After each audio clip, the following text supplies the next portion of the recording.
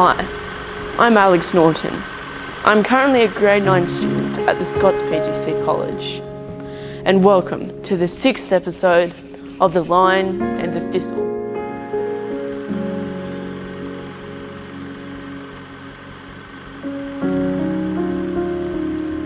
Hi, I'm Lachlan Norton, Alex's twin brother. I'm also currently a grade 9 student at Scots PGC College. Families have been a major part of Scots history, which has been evident over the last 100 years. Our founding principal, William Walter Victor Briggs, would have his own son, Alan Briggs, continue the family name as principal of the school from 1956 to 1965.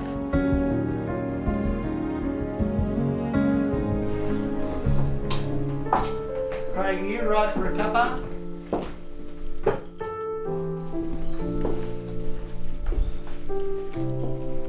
I think most of the photos I've got are from fading.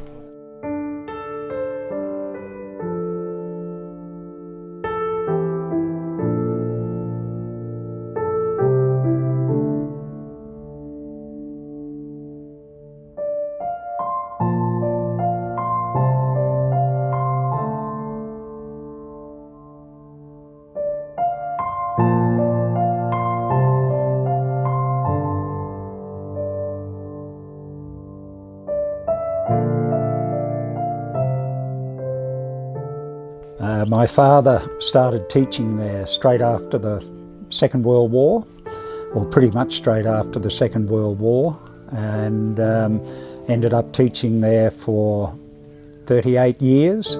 Principally a physics and chemistry teacher initially, and then geography later on. My mother was also heavily engaged in school activities, in the pastoral care of boarders, because as everybody knows, Scots, particularly in those days, was around about 95% boarders, mostly from the bush. And so they brought a terrific bush community feeling into the boarding houses and into the way things happened there. And I spent a lot of holidays on mates' properties, and so that was a terrific experience for me, everywhere from North Star up to Caulfield outside Winton. It was a proud moment for the Briggs family, but also bittersweet. Not long after Alan Briggs' appointment as principal, his father and our founding principal, William Walter Victor Briggs, would pass away.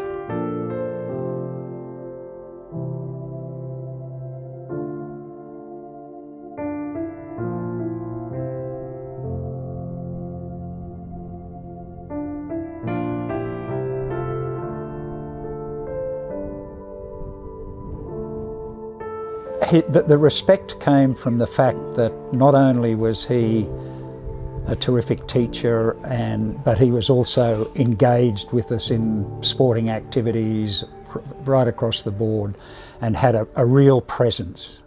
He certainly knew how to relate to all of us, all the boys, all the students, and as far as I could ascertain, he was very well respected by his staff, certainly by my father, and all boys of the school.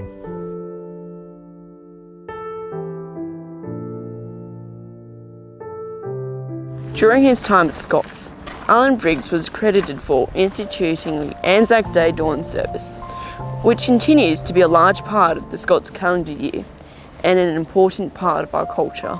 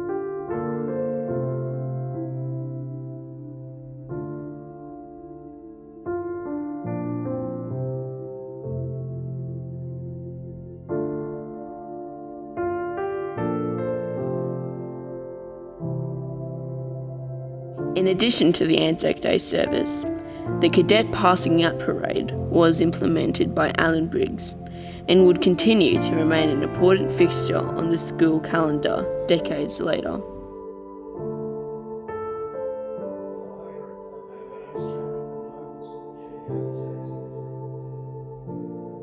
My father was an old ex-army man. He fought in Bougainville actually during the Second World War. So he was always at the Anzac Days in Longreach. Dad always took the parade. He was the warrant officer, second class or something. He always took the parade. And as head CEO, and when I took the parade at Scots, you certainly give the commands. And the first command I gave was wrong. And as you learn when you're in the army, you just yell out again, as you were. Well, he commented after that, he said, oh, you corrected that all right. He said, you gave the wrong order, but you corrected it and you got away with it. So it was sort of fun to have him there.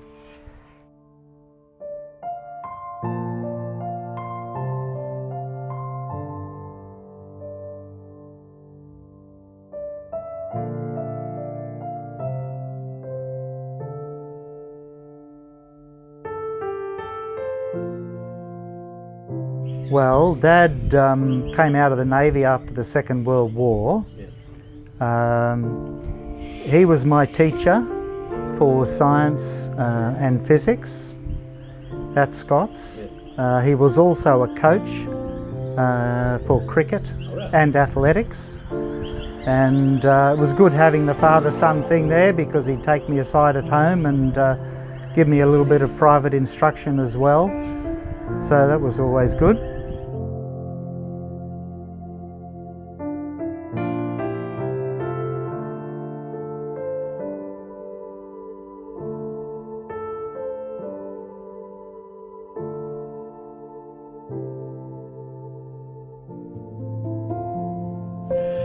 My brother went there before me, and my father was at a wool sale from the land of a farmer in Brisbane, and he met Mr. Briggs, who was the principal of the Scots College, with a mob of schoolboys at the wool sale. I guess a few of them did. Yeah, and my dad thought this is the sort of school my kids should go to. So I went there after my brother. It was the best 2 years of my brother's life. He was there 62, 63, and I went in 1964.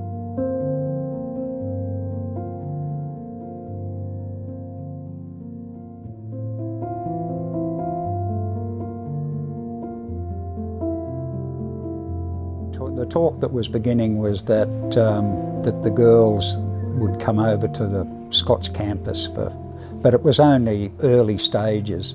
I suppose there were some other significant changes that were happening at Scots at the time that had a bigger bearing, and that was the introduction the year after I left of an ag focus for grade.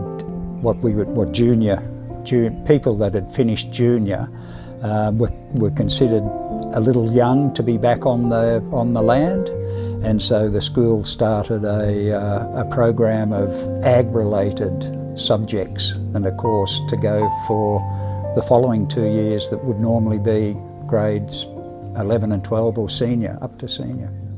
Well, Craig was a couple of years older than me, 4 years older than me, so he was the big brother. He was the school captain, he was the cadet under officer, he was the captain of cricket and athletics, and he was just this big role model to look up to and aspire to. Apart from that, we were just brothers mucking around in the backyard.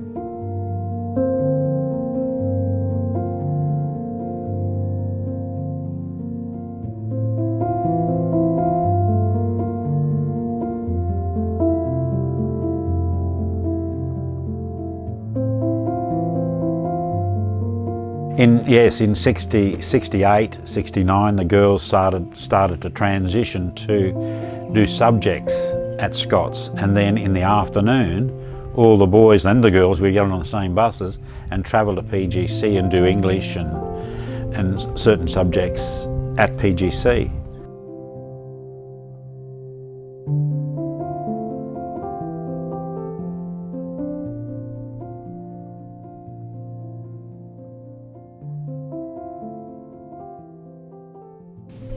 Scots connection to the land, will that always be something that's sort of important to the culture of the school? Oh, I hope so. Yeah, I hope so. It certainly was in my time. So why do you think that's important? Oh, well, that's a good question. Why do I think that's important? Oh, I'm very connected to the land myself, and I think it's good to have that. You know, I've still got mates when it was really dry and I'd heard there'd been some rain at Roma, so I can ring Huey Cameron up and say, is there any discman around there, mate? Oh, I'll check out for you. Oh, you know, we've still got that connection 50 years down the road. That I could ring Graham Haig at Cunnamulla and he rang me once because they were in a drought out there. You know, long is there any feed much in there? And there is, but it's coming into winter here and probably wouldn't be too good. And we still got that connection. That we'd help each other. If I had a flat tyre in Roma, I could just ring half a dozen blokes up there and they'd come and help me.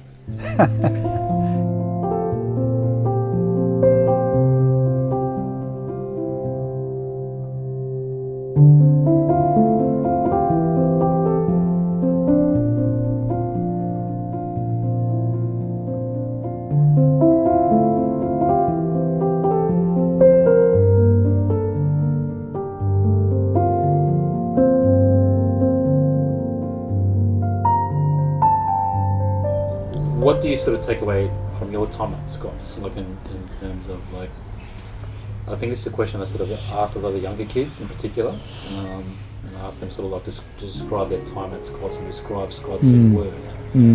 If you were to choose a word to sort of describe your time at Scots and how you feel about the school, like what word would you choose? How do I feel about about what Scots did for me? It made me rounded. Rounded? Yes, that's what I think. As I reflect back, I may not have reflected on it that way at the time, but it exposed you to so much that it opened up the possibilities for becoming rounded. That might be a better way.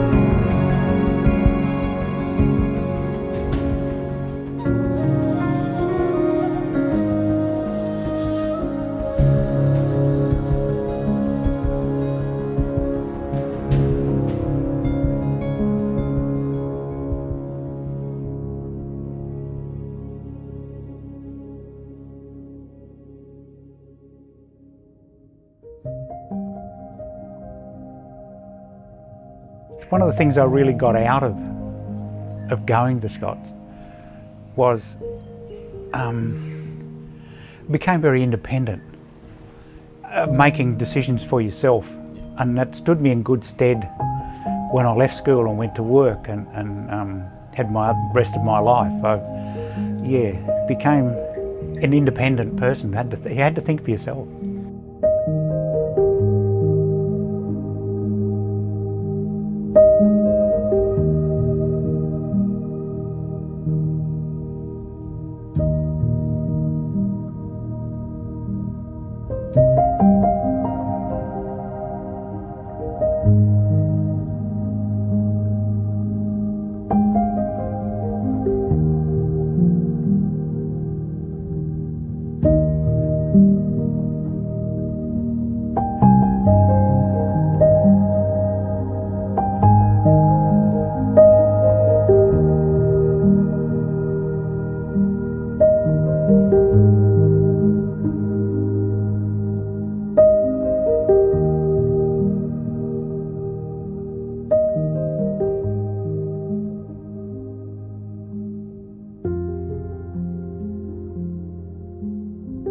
Only the encouragement or vision that I got from Scots to achieve, and I was the dumbest son of a gun there, like everyone was amazed that I ever got to university.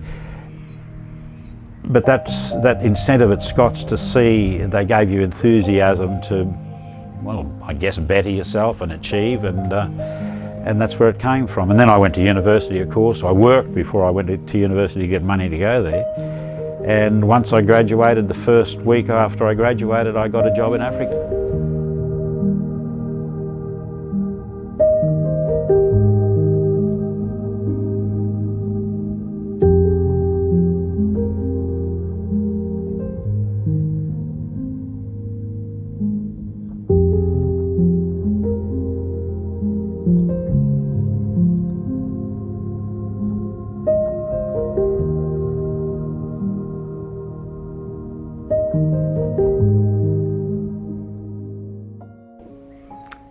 I think it's a school that embraces its students, embraces its young people, and every opportunity is given to them, socially, sporting-wise, academically.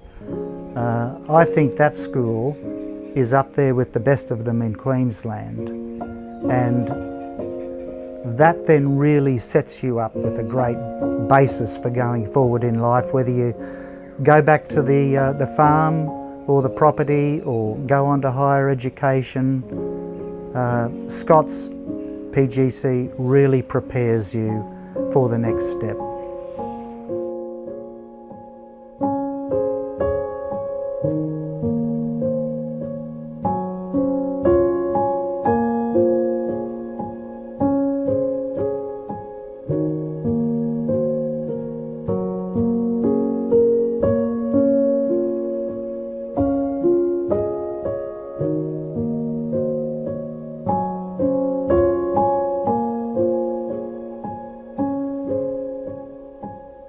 It is the contribution from many families over the last 100 years with both our students and staff that has continued our culture of making an education at our school a truly Scots experience.